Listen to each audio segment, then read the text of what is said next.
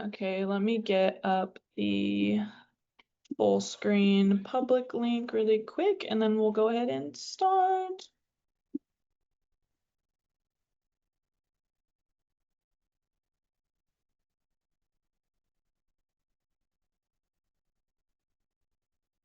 Okay.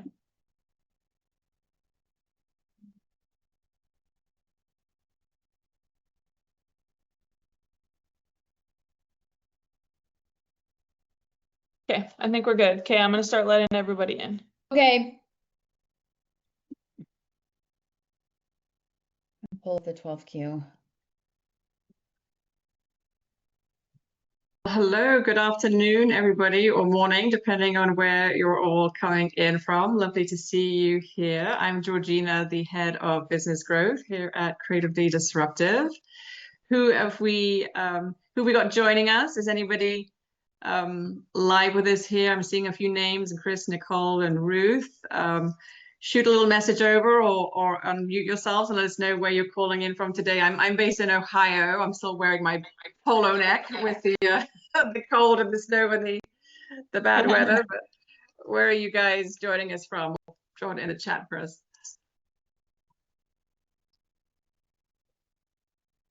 What are we seeing? We got Robert, we got Shannon. How are you guys all doing? We're just letting a few more people come in. If anyone else is from Phoenix, like me and Jess, then we know what you're going through right now. All right, Wanda, Ohio, a fellow Ohio. Yeah. I'm just outside Cleveland. I don't know where you're from in Ohio. LA, like that. Raleigh. Los Angeles. We got some good weather locations, right? I mean, Beska's there, sleepless.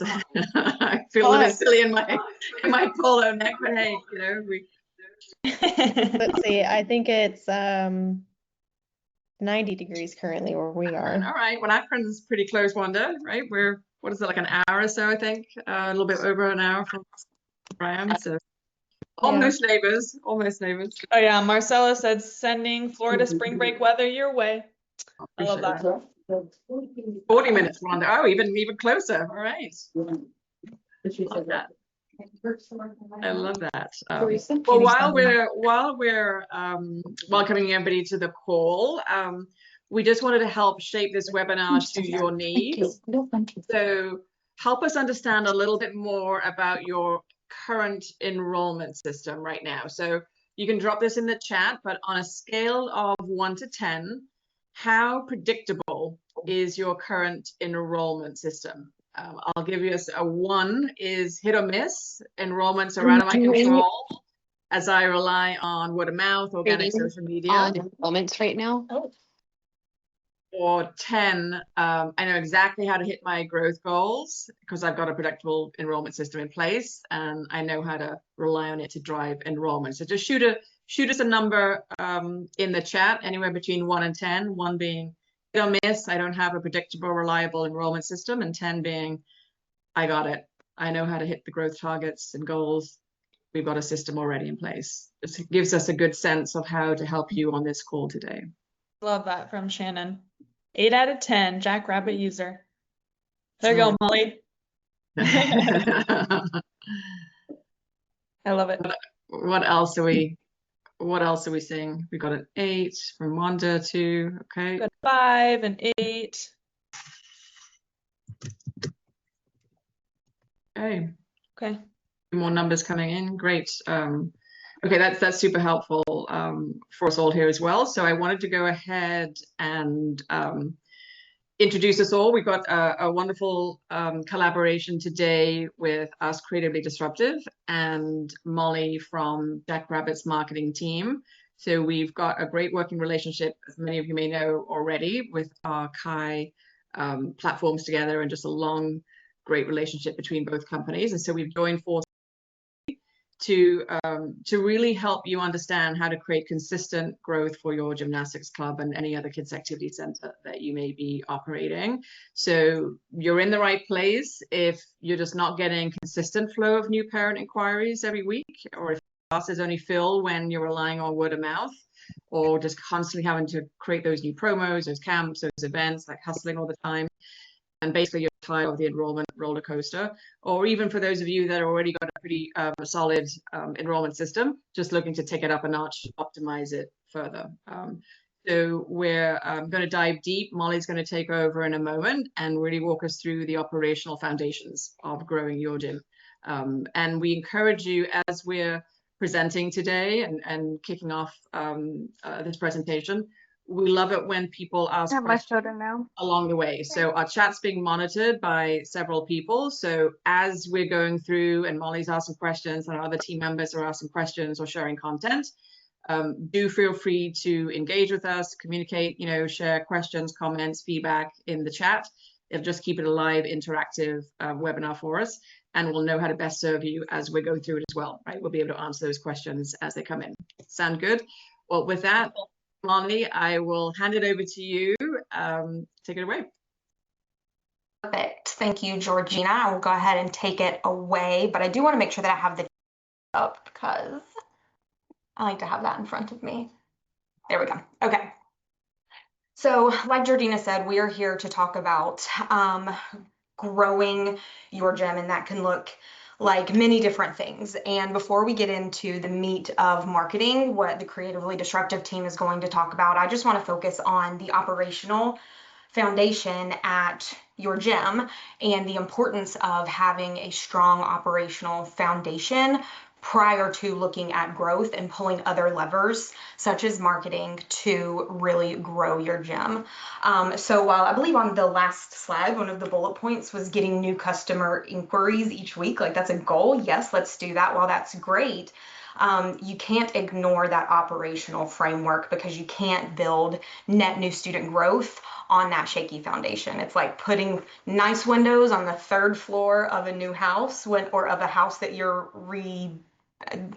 let's work on this metaphor. It's like putting windows on the third floor of a house that you're renovating, and the foundation it's got a crack in it, right? We can't do that. So it took me a second, but I got there. I'm going to share with you a couple findings from this year's Youth Activities Industry Benchmark Report that supports that statement, showing you where some real opportunities are for strengthening your operational framework at your gym. So thank you for whoever is driving and advancing that slide. Give me a thumbs up in the chat if you have seen our industry benchmark report before.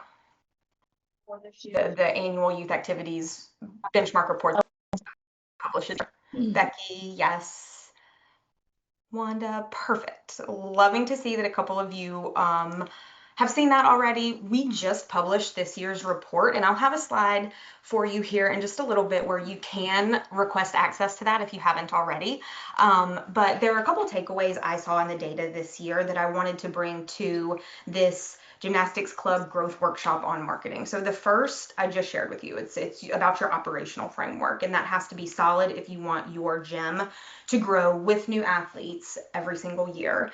And the chart that I have on this slide, I took directly from one of the worksheets inside the benchmark report. So you're getting a little inside look at that report. But really what the worksheet does, and it has several charts on it, but I just picked out one. What that worksheet does is it helps paint the picture that busy is not a KPI that you need to be worried about or looking at inside your gym. And so I'm going to give you all a second, and I would like for you to read what's on here on the left-hand side of the screen and just put in the chat how many of those apply to your gym.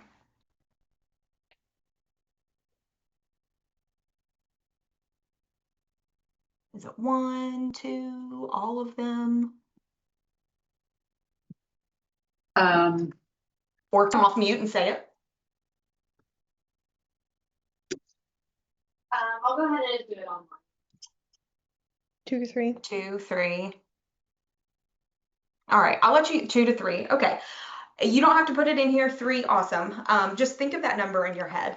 So if you find yourself, let's say, if you find that your wheels are spinning and you're trying to gain traction in growing your gym, I would say you first need to reevaluate your operational framework. If you answered fewer than 3 of these, if you checked fewer than 3 of these, maybe you are feeling like, oh my gracious, I'm spinning my wheels and I just can't, I just can't get the growth that I want. So trial enrollments, what is that? Number 3 on this list. Trial enrollment confirmations and follow-ups, that is Creatively Disruptive's wheelhouse, and I'm going to let them handle that aspect of strengthening your marketing foundation. But I'm going to give you some inside numbers that you can use to help determine if the rest of your, or help you determine how the rest of your operational foundation stacks up to others in the industry. So we can go ahead to the next slide. So on that last slide, runs automatically with clear due dates and follow-ups. That's positive. That's fantastic, because your tuition billing process is a huge portion of your foundation. I can get rid of those next fall.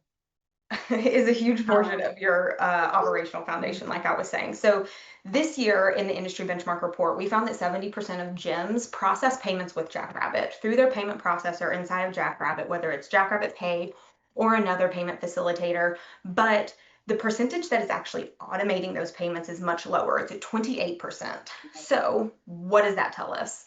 That tells me that the difference, the 42%, there's 42% of centers who could be saving time each month hosting and processing their fees through Jackrabbit, and not just tuition fees. Other automations, other tasks that you can set to run automatically outside of monthly tuition posting and then processing on accounts. So apparel, competition fees, birthday party fees, you name it. There are a lot of different tasks, is what we call them inside of Jackrabbit, but they might be called something else in the management application that you use.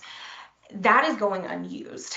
And so when Natalie and the team start talking later about marketing strategies, if you are in that 42 that you're processing payments through Jackrabbit or your application, but you're not taking advantage of the automation, when we get to that part, I just want you to sit and think about how much time you could get back in your day to actually implement those strategies if you were automating the tuition process. So that automation helps to reinvest and build up other pieces of your business. Finding in the benchmark report that I wanted to give you guys an inside look on.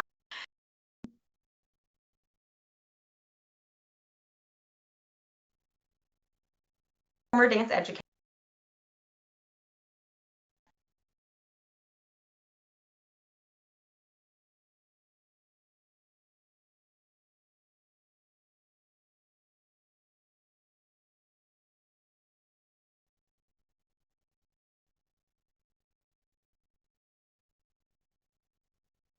Space, I can all dealing with parents. And then as a parent who has kids in youth activities, I will apologize because I'm an offender sometime. I do not read everything. I do not click on all of the messages or do all of the things on time. So I just say that to acknowledge that, yes, parents, they can be a lot, they can be a challenge, but they are a huge part of your operational framework. So one thing that stood out to me in the youth activities benchmark report is that 90 to 95% of centers use the parent portal. So 90% is for single location, 95% is for multi-location. If you have 2, 3, however many gyms, studios, swim schools, etc.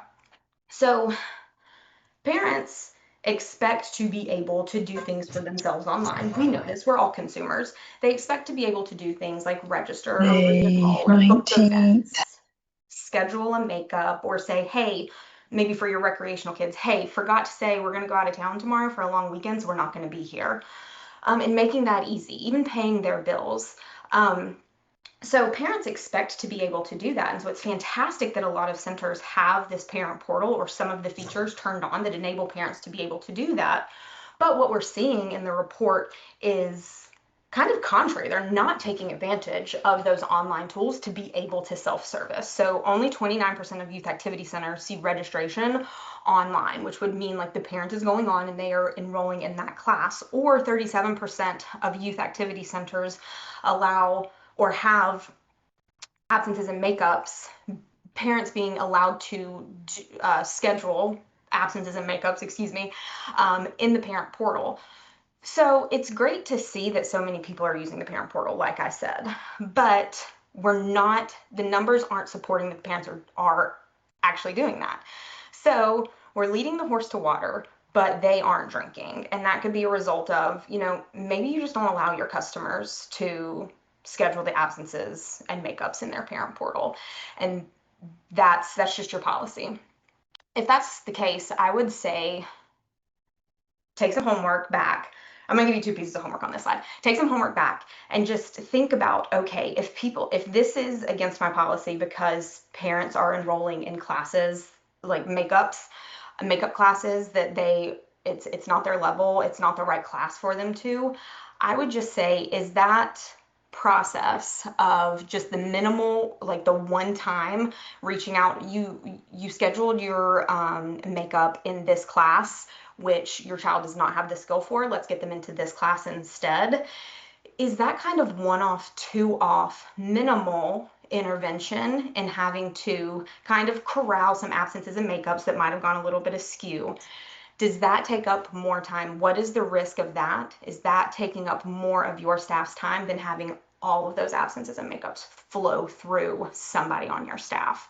So that's food for thought for you to take home. And a second piece of food for thought for you to take home on this slide is, have you sold the value of parents being able to do these things for themselves in your parent portal? You might know that, but how are you communicating that? How are you socializing that with your staff? How are they communicating that to the parents that they see in a lot?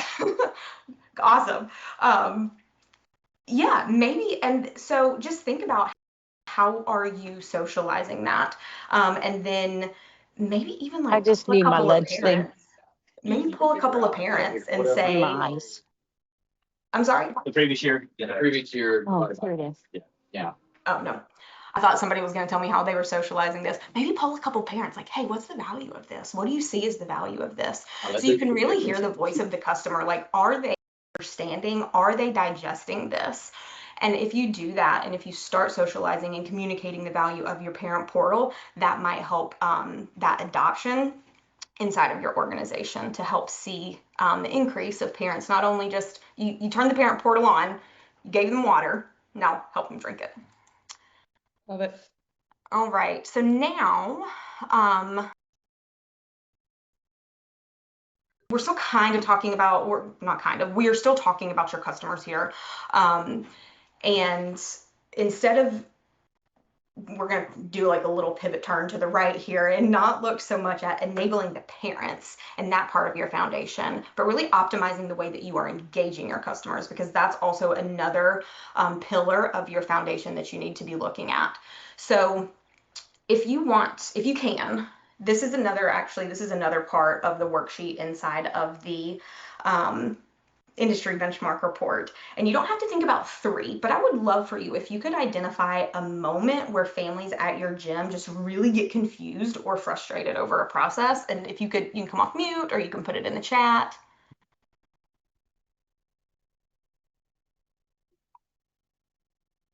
I do see a couple of other questions about Jackrabbit, and I will get to those as I can, as the creatively disruptive team is going, because I know we're at, like, we only have so much time today.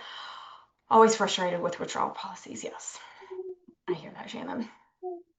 Okay, so I will keep a lookout for some other of the frustrations or getting confused over different points, where kind of that rub is with your client, or not your clients, with your customers. So I would just say, whenever you're thinking about engagement and really using that engagement to keep your retention up, or even to increase your retention, ask yourself, do parents know what is coming next? And communicating that proactively, not reactively. And I would say preferably over multiple channels, not just the channel that works the easiest for you. And whenever I talk to clients, I feel like this is easy for me. That's kind of one of the pitfalls that they have in their current marketing strategy. And I'm not going to do a whole session, like, I'm not going to go really deep on that, because that's absolutely a session or 2 in and of itself. But just know that you need to be communicating proactively and across multiple channels like email or push notifications, the pop-up message on your check-in kiosk, lobby signage, things that you have available to you inside of your organization, like inside your building or inside of your class management system. And then this is another one that could be a whole other session on itself, but is the information your customers receiving, is it consistent, or does it depend on who they talk to? There could be, like I said, this could be a whole much longer and larger staff training, but that is a staff training opportunity whenever it comes down to it. How are you, so you're teaching your students in the gym every single day what you expect from them foundationally to build a strong foundation. Golly bum, I need to stop saying the word foundation. But you also need to be teaching your employees the exact same thing. Okay, these are my standards for how I expect you to talk to customers, because some of those high schoolers and even those college students, they may have never been taught how to communicate with somebody in a professional setting. And I feel like that's another conversation that I have a lot with our clients who are struggling with this engagement of their current clients and having that really not only flow through them the way that they want to, but their staff. So customer retention, that is another large portion of how well your gym is operating. And that's something that you need to focus on before we really start moving on to that marketing portion of the session today. So the last section that I want to talk about that's kind of inside the numbers with the benchmark report is related to leaks. So we were just talking about your current customers and engaging them to increase retention, but you also need to focus on the leaks, where people are coming in and exactly where they are going out. And this is where a key partnership with a team such as Creatively Disruptive comes in clutch, identifying where trials are stalling, setting up processes for consistent follow-up. It's table stakes for growth. Additionally, I would say you should be reviewing wait lists. So not just focusing on your trials and where those are stalling and really optimizing those processes, but looking at your wait lists for classes with openings. Make that a routine practice at like weekly minimum. This is to ensure that you are getting the most revenue per class and no spots are going unused, because in this, I have it on the slide here, is another inside the numbers. In this year's youth activities benchmark report, we see an average trial conversion rate of 62%. And I'd be interested if you know that number off the top of your head, how that compare, like how you compare to that, how yours does. But below that, this number isn't on the screen. Below that, the average class fill rate is 46%, which shows significant untapped capacity in your programs. So you need to be cognizant of what trials are coming through and are kind of coming through and then going straight back out. But you don't want to be leaking revenue and having classes at 46% full on the schedule when you could consolidate those and only pay one teacher one salary to teach that one class instead of having two at 46% capacity on average. So that's another type of leak that you need to make sure that you have patched up so that you are not, so that you can focus on growth. So clearing wait lists and doing so intentionally with the trials that you're converting, along with strengthening your retention, another huge lever that you guys can pull for the remainder of 2026 and into your fall season. And so I know I just threw a whole bunch of benchmark report data related to several pillars inside of your operational foundation. I threw a lot of that at you, but you can get your own, and that's inside of the 2026 Youth Activities Industry Benchmark Report. And if you want to flip over to the next slide to give people the QR code to scan, you can scan that code. It goes straight to a form where you can request access. After you fill out that form, what's going to happen is you're going to be sent a little survey. It might be an 8-question survey just to tell us a little bit more about your gym. And then after you complete that, our team will reach out to you and make sure that you get the correct version of the Youth Activities Industry Benchmark Report so that you are really comparing the reddest to the reddest apples with your center in that report. And I believe that the team just dropped that link in the chat too, so you can grab it there. I think I talked for much longer than I planned to, creatively disruptive team. You're So totally I'll fine. pass it over to That's you. okay. No, this is great. Like, Yeah. I mean, Molly's 100% right. Like with marketing, like we can teach you how to get new students in and like all day long and be growing. But like this is, like she said, the meat and potatoes, the foundation. Like you don't want to be gaining a bunch of students and be losing just as many each month. You're not going to be really growing net positive every single month. So that's perfect. Thank you, Molly. And I'll be sleuthing in the chat to get back to some of you all who put in some great feedback or questions. Thank you, Molly. All right. Awesome. So, what we do when you come on as a client at Creatively Disruptive, we try to get really clear about your goal in the beginning. And this is because, we know that, if month over month we're just telling you that ads are doing great and the metrics on the ads are excellent, that, you're not really going to understand the power or the goal of what we're doing. And so we like to get some clarity around the goal of what you want, whether that's 20 new enrollments net per month. So that's also taking into account attrition. So we like to talk about net enrollments because we try to work with you on both, like attrition and also growth. So we do feel like going over this at the beginning with the client gives us all a sense of like a roadmap of we're going to start this journey together. We're going to run ads, but we actually have a clear goal and a destination. And if you reach your destination, we congratulate you and we send you a gift and we all celebrate, but then we set a new goal that's even higher. So this is really integral to your monthly meetings.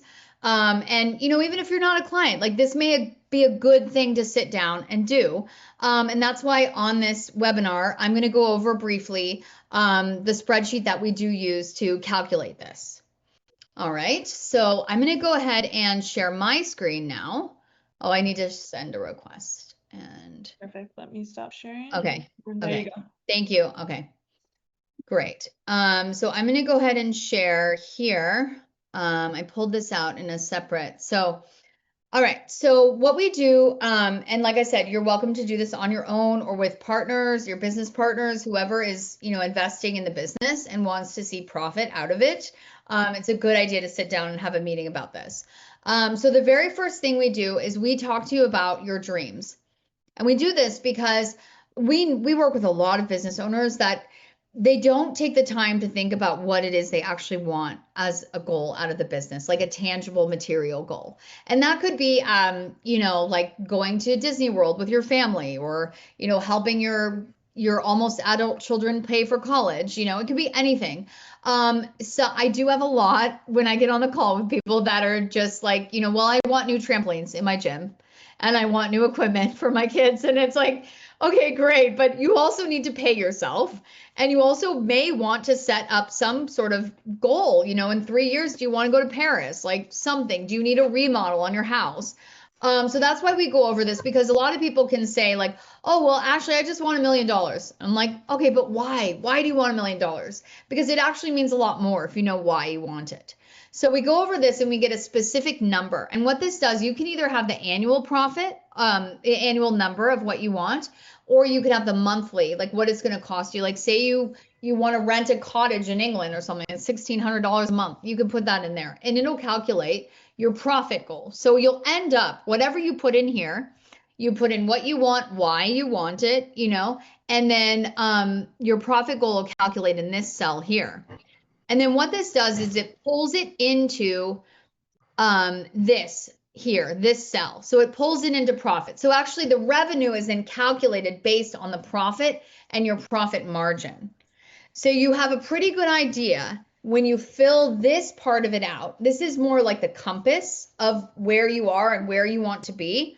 And it also calculates your quarter-on-quarter growth rate. So you would start out by putting, like your data from last year, how much you made in sales and profit and what the profit margin is. And then the other thing we talk to you about is like, there's a really easy way to increase profit, which is to increase the profit margin. Like, are there operating expenses that you can maybe diminish? Like, is there insurance? Like, I mean, I'll talk to people and they're like, well, I have the most expensive insurance out of all the gyms in my area. I'm like, okay, why? Like, is it better? Are you getting better service? Are you covered more? You know, if there's not a reason, then maybe you should go down to what the other guys are using, and you could save that money, and that money could go into the profit. So there's other ways we work with you, trying to get you, you know, and it's not that, of course, you think about this as a business owner, but sometimes it's better to have somebody kind of walk you through it and give you like the wherewithal to, like, you can consider your goals in this, because a lot of people in this industry are very selfless. They want to provide an activity for the children. They want the children to get these developmental skills and everything. But they don't think about themselves until they burn out, you know, and it's really unfortunate. We don't want you to burn out. So we try to set these goals, and you can dream really big, because what this does down here is it breaks it down into quarterly goals. So then when you're working with us, at the end of the quarter, we go over it. We're like, hey, you know, what was your total revenue for the first quarter? Great. Okay, we're actually over the goal, or we're meeting the goal, or we're under the goal. And then if we're under the goal, that gives me the ability as the account manager to have some leverage with the media buyers and say, like, hey, you know, I know, like, the ads are performing well, but, you know, they're under the revenue goal for this quarter. Like, what can we do? What are some ideas? You know, and we get creative. We think of other things we can do. Like I said, it's not strictly around ads. Like, we're really trying to be your partner in your business. And that's the way it works best. I mean, we can't fly out there and help you, but we are remotely trying to help you work on your business, whether it's getting costs down, thinking about things, having time to think about things, whether it's should you make staffing decisions, all that kind of stuff. We do try to help you and be a guide, and really like a consultant type role. So at the end of doing this, we come into this calculator portion. I like to call it the calculator, because it's literally, you just feed numbers into it and then it gives you what you want. So all the yellow cells you fill out. So you have to know basic information, which you can pull from Jackrabbit, and you can see how there's a lot of dependence on having that data that is solid, that is accurate, because then you can do something like this, and then you can make decisions from it. If you don't have that Jackrabbit where your data, you know that things are being entered correctly, you know how many students you have, you may do something like this and you may be making decisions off data that isn't correct, and then you may make the wrong decision. So you really want to make sure you're clear on your data, and then you plug it into something like this, and you can see, you know, how many students you have enrolled here. This is really important too, that you can pull from Jackrabbit, which is your lifetime student value.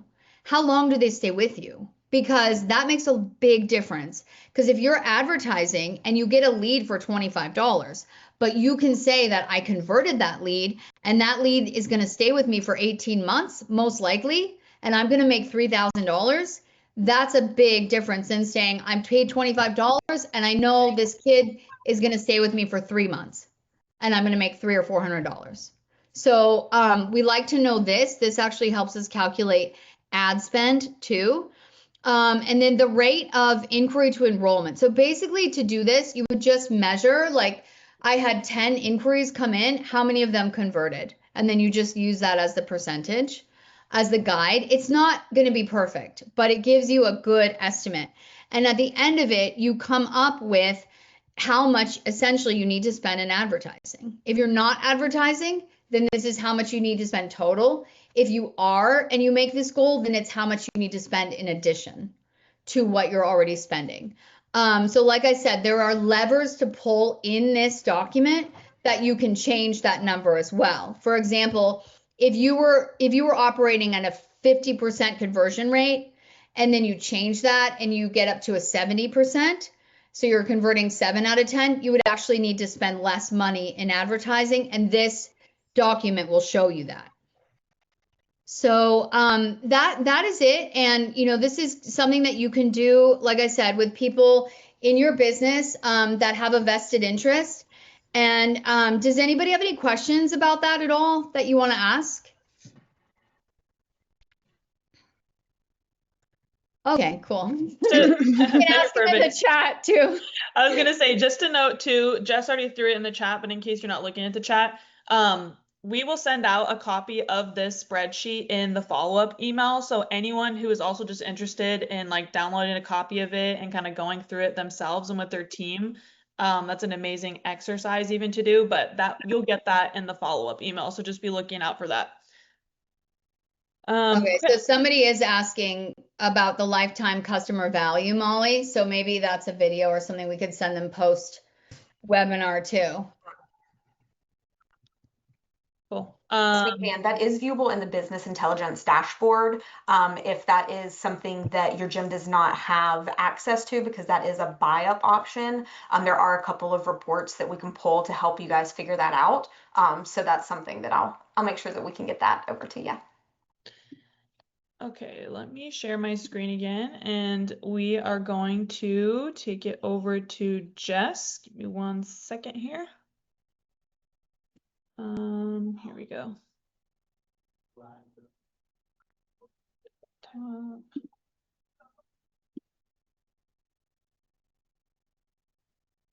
Okay.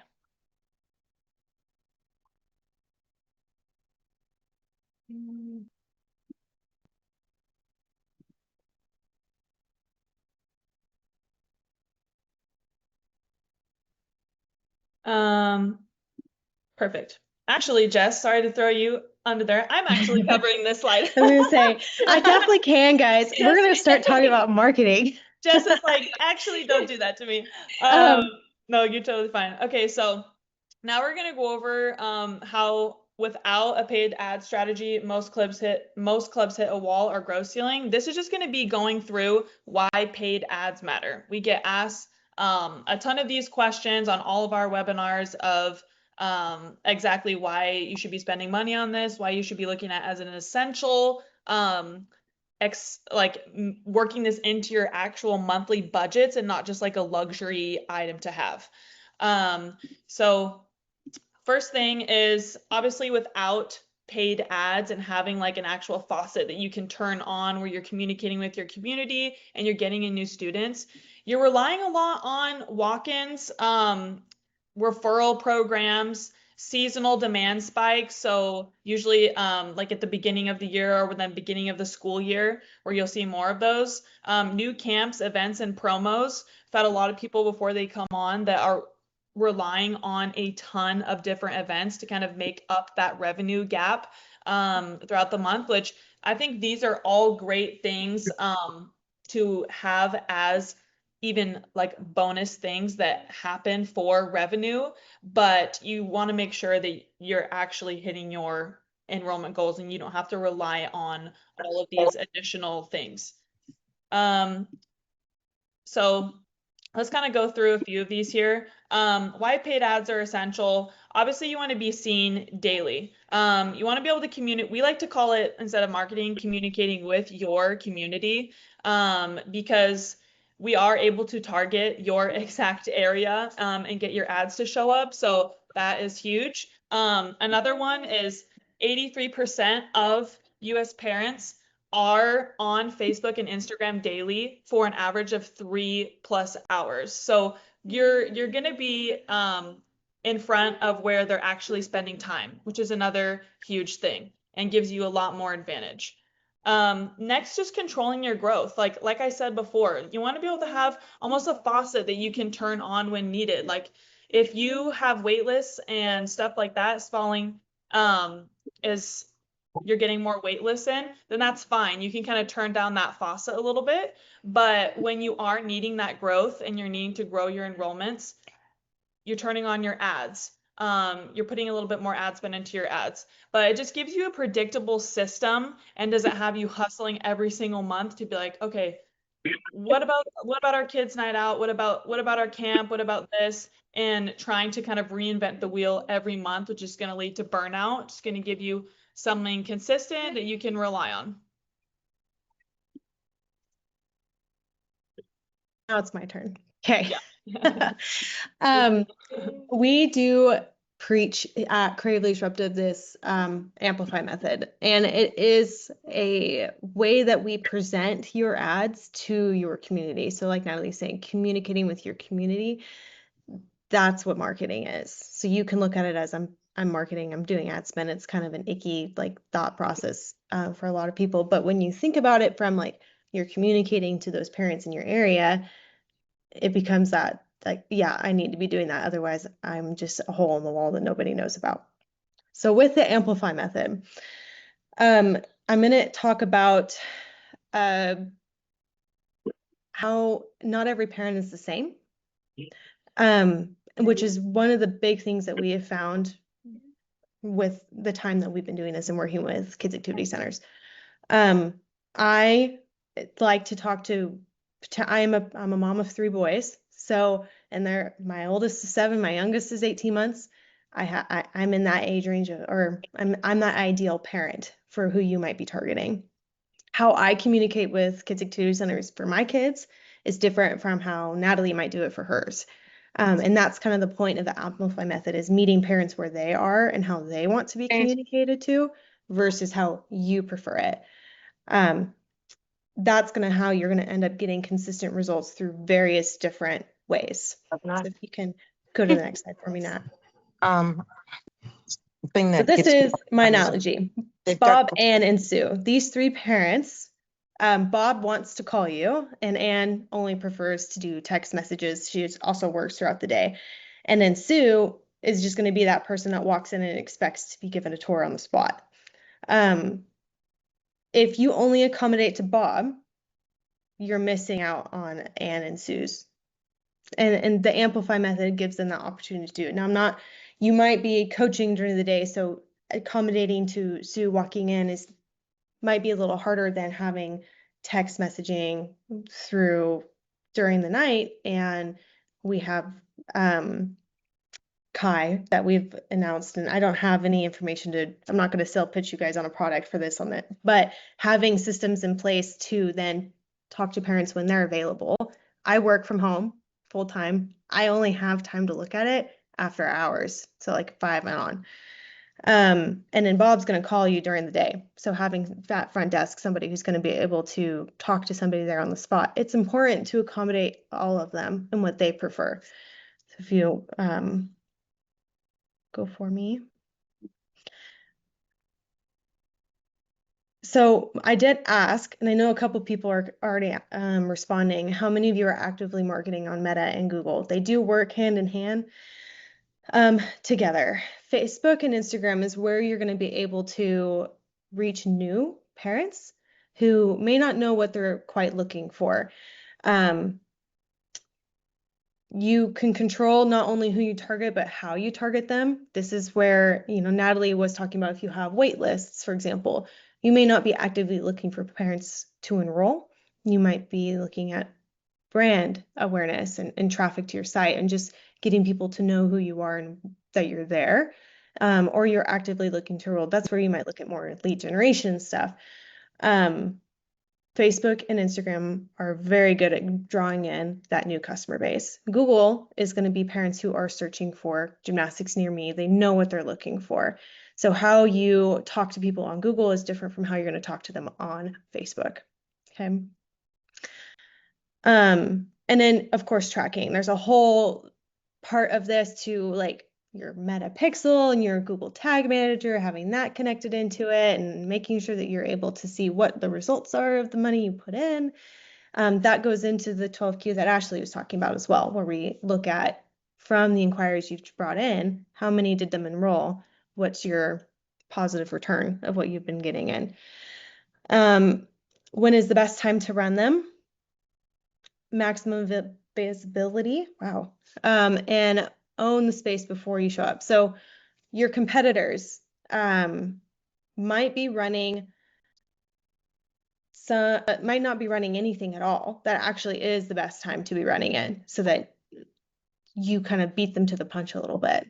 Just because they're not running anything doesn't mean that you don't need to be running anything. And it's the same thing with gymnastics club. Like if you're the only say gymnastics club in the area, you're not just competing with other gymnastics clubs. You're competing with baseball. You're competing with other recreational sports for kids. My kids have tried 3 different sports at this point. So parents are looking for what's that best option, especially at the age mine are at, of like what's going to be their hobby, you know? And so you're not just competing with gymnastics clubs. They don't even know that gymnastics is what they're looking for. That's where Facebook comes in. I am running through fast because I know we have more, like I want to kind of get into some tips and stuff. Let me but if you- know.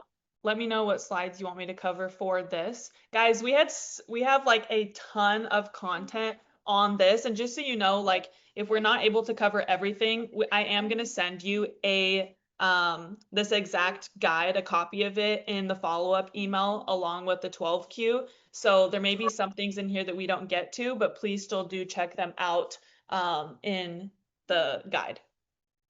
If you keep going forward for me though, Nat, one question I have, one of these things, as you look through this slide, this will be sent. We're going to be sharing previews of some very good foundational level ad styles and copy. But my question is, how many of you guys are utilizing any of the AI enhancements through Meta Ads currently? Can you target specific groups of parents on Facebook? You can't target groups unless they're your own groups. So like if you have like a Facebook group, if it's yours, you can target it. If it's a different one, no, you may not. But targeting interests in, if you keep going forward, I think there might be a slide on that, Natalie. Okay. There is a target specific like interest in like detailed targeting when you're creating your audience. If you just targeted parents, they give you all the age range from 12 months up to 12 months all the way to 18 years old. Here you go, Jess. Yes. When you're targeting parents though, like my recommendation, when you're doing an interest-based targeting on Facebook, focus on interests that like, yes, there's the parent, but gymnastics actually isn't the interest you want to be looking for. You need to find that interest target that makes that person a parent. So for example, Disney Junior, Huggies, Leapfrog. If somebody's interested in that, they have kids. If I just target somebody based off gymnastics, that changes the game. And it's not just parents who might be interested in gymnastics. My question about the AI, and I don't have any slides in here, but it is something that as you get into the platform, like Ads Manager platform, you will notice it. It's constantly going to be recommending various styles of copy. Like this screenshot here is like a very good base template to have. And within Ads Manager, you can have it recommend copy based off users and what the algorithm is going to say. This person, some people in your target could relate to that copy. I am going to make a blanket statement that I recommend testing it. It does need refinement. It's not something to just go in and just leave it going. It is an AI, so you do have to teach it, but it is something that's happening and it's coming. And if you don't use it, you will fall behind. That's what I'm saying. You have to watch it. So when it does put in copy, I always fact check it, and you can adjust it slightly. It's not one and done. So when it gives you different copy iterations, you can change that, but you need to start using it. If you don't, you will fall behind your competitors that are going to start using it. And it's going to get to a point you can't not have it off. Types of ads though to run. Single images and carousels, as well as videos. I would test all 3 as you're kind of getting started in this. I know some of you are already running that. You might find as you look at your performance that a video does better than an image, and that works well for you. For like, so let's say Michael, for example, that's what works for you. Becky, it's completely different. So everyone's is different depending on what area you're in. And the parents in your community are targeting. But I do both, especially initially starting out. because it is that testing to figure out what relates to your community. And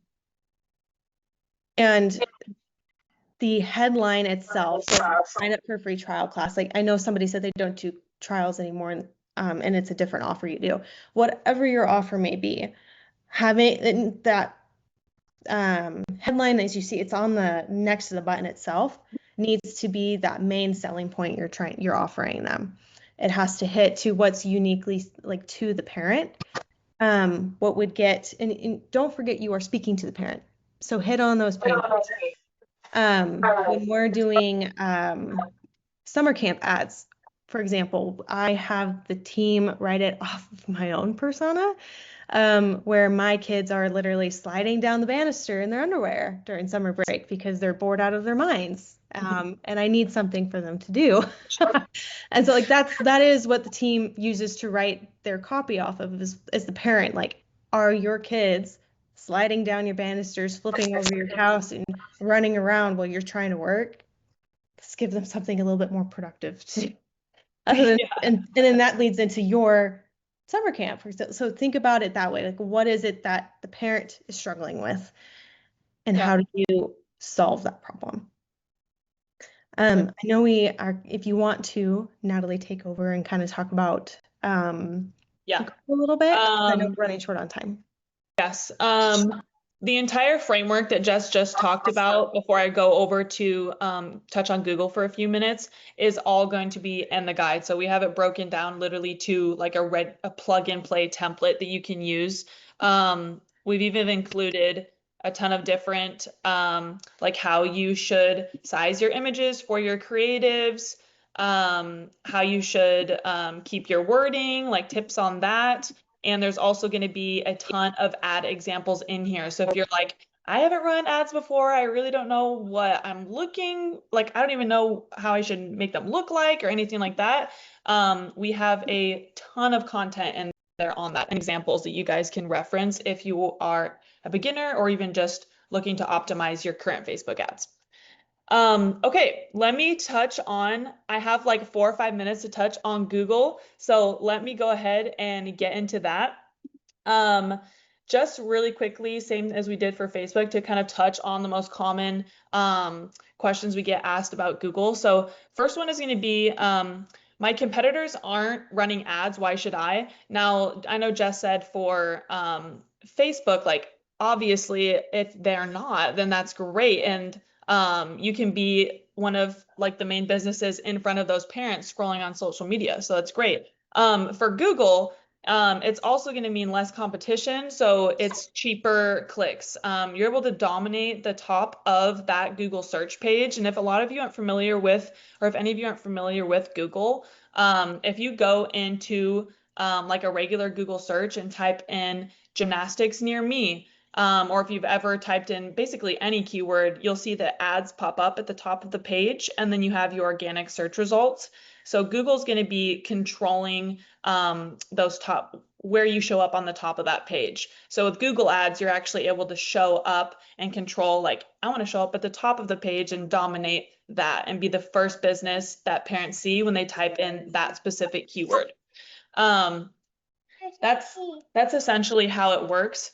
And then for our next one, we already show up first on Google organically. Well, again, the ads do appear atop of those, and parents typically will click on the first ad that they see versus the organic search result. So that is definitely another advantage.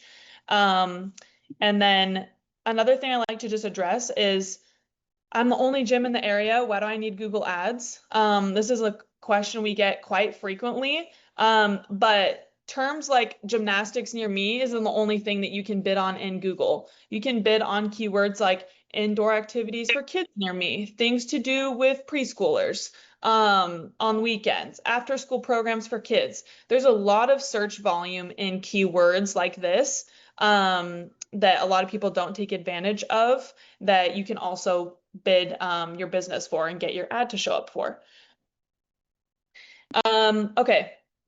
there is a lot of setup and tips in here. I'm just going to cover just the basics really quick, but same as Facebook, you'll be able to set up location targeting, targeting your specific area around where you are. That way you're not wasting any ad spend targeting people who are maybe outside of the area that are going to drive to your business.